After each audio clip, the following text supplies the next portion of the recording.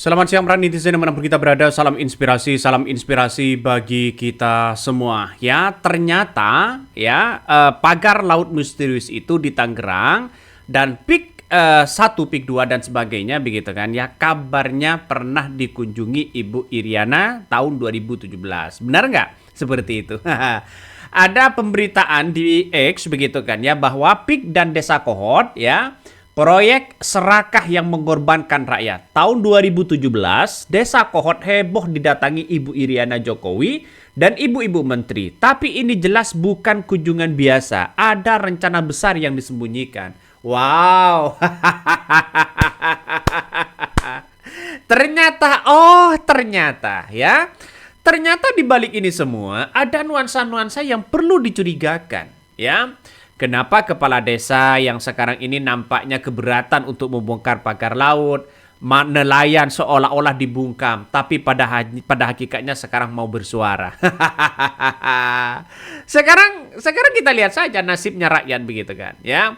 Dari beberapa ini dibongkar ternyata terus-menerus di situ begitu kan, ya, dibongkar habis-habisan masalah soal Ibu Iriana yang datang ke ke PIK itu begitu kan. Ini PIK 2 jadi proyek mewah yang dapat prioritas penuh sejak era Presiden Jokowi. Kawasan ini ditetapkan sebagai proyek strategis nasional. Proyek ini ya sudah direncanakan jauh-jauh hari. Bukan kebetulan dan jelas bukan tanpa agenda. Betul, Bos. Betul sekali. Kenapa? Kita lihat saja sekarang ini banyak kabarnya dengan ulahnya di rezim Jokowi begitu kan ya. Banyak orang yang kemudian punya hak di situ tapi pada kenyataannya seolah-olah dibongkar begitu kan. Ini yang sangat tragis sekali ketika lihat masyarakat begitu kan ya, yang pribumi asli ya, setidaknya orang yang menetap di situ begitu kan ya. Kabarnya ini dibongkar rumahnya. Ini kan artinya apa? Artinya ada sesuatu hal yang salah ya. Bahkan ini pemilik sertifikat yang rumahnya dirobohkan, ya ini sekarang mencari keadilan. Dan siapa yang harus kita sampaikan keadilan itu? Apakah Prabowo, apakah Menteri ATR dan sebagainya? Coba kita lihat saja. Artinya secara tidak langsung, apakah negara kita sudah seperti ini, Bos? Ya. Makanya jalan satu-satunya begitu kan ya. Menteri ATR ini ya harus bertindak. Salah satunya harus bertindak, ya. Kalau ini tidak ditindak sampai kapanpun ya pasti menjadi spekulasi seperti ini. Dan bahkan hak rakyat dirampas. Bagaimana soal rempang? Bagaimana soal kepemilikan rumah yang kemudian digusur rumahnya? Ini kan ngeri-ngeri sedap. Lantas kehadiran negara itu di mana? Sosok sebagai seorang presiden yang dianggap kuat, menteri yang paling baik, coba turun ke bawah di situ, ya.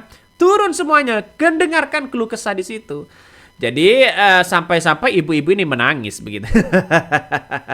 Kasihan banget ya, kasihan banget sudah ada sertifikatnya di situ tanpa ada kejelasan klarifikasi bagaimana soal keterlibatan orang-orang itu begitu kan. Siapa di balik ini semua? Kan kita sebagai rakyat yang punya otoritas dan kekuasaan sebenarnya kan dilindungi begitu kan ya.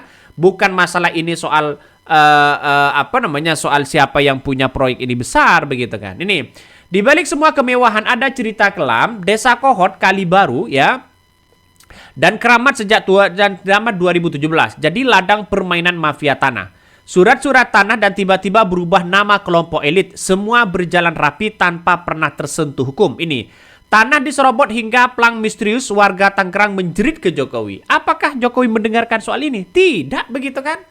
Jadi saya rasa sampai hari ini masih saja menjadi spekulasi besar. Dan ini adalah peninggalan rezim Jokowi begitu.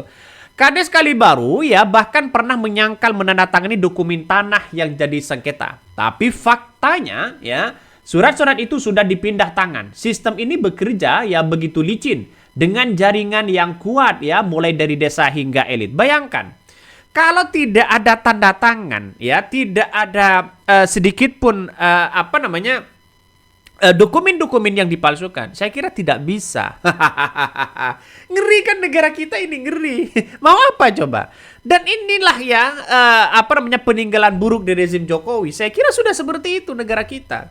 Kenapa? Ya realitasnya sudah terbaca begitu kan.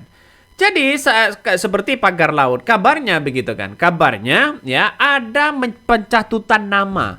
Orangnya dianggap sudah meninggal dan sebagainya. Dan buktinya sudah ada, dokumennya sudah ada di situ. Apakah ini negara kita tidak menindak soal-soal kayak begituan? Siapa yang harus kita tindak? Gampang, bos. Buktinya sudah kuat kok kepemilikan itu. Jadi saya rasa ya mau bagaimana lagi begitu kan ya. Ada orang yang mengatakan jangan-jangan Ibu Iriana datang ke situ ada apa di balik ini semua. Ini pembangunan PIK ya bukan soal mafia tanah ya. Truk-truk pengangkut tanah yang mondar-mandir untuk proyek ini menyebabkan kecelakaan fatal. Salah satu kasusnya seorang anak SD jadi korban, kakinya patah, tak ada yang mau bertanggung jawab, bahkan hukum seolah tutup mata. Ngeri, bos.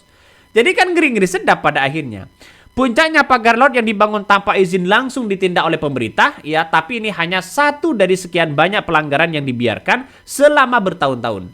PIK adalah simbol bagaimana elit pembangunan dengan mengusung rakyat sekecil secara paksa. Betul.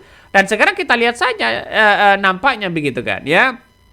Jadi saya rasa ada nuansa-nuansa yang harus kita tindak di situ begitu biar tidak menjadi spekulasi lah ya, biar tidak menjadi spekulasi. Kasihan rakyat sekarang ini.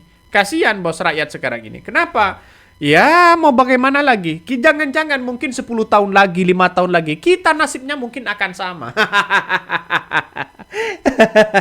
Disandra ini, disandra itu begitu kan ya. Pada akhirnya orang-orang minoritas yang kaya akan menguasai orang-orang sumber kekayaan alam ya yang ada di Indonesia saat ini begitu dibandingkan dengan mayoritas. Ngeri kan? Ngeri bos, ngeri.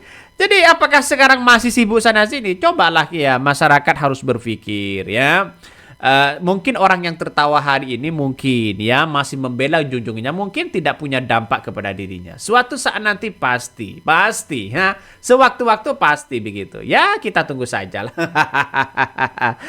Jadi seandainya begitu kan ya, seandainya sejak dulu ini diberantas ya, ini saya kira ini bagus ya. Kenapa di era Jokowi begitu kan ya, nampaknya hal-hal kayak begini dianggap yang biasa begitu kan. Ini padahal bagaimana kajiannya ya? Nanti seolah-olah nanti ya Prabowo punya dampak kena dampaknya juga begitu kan.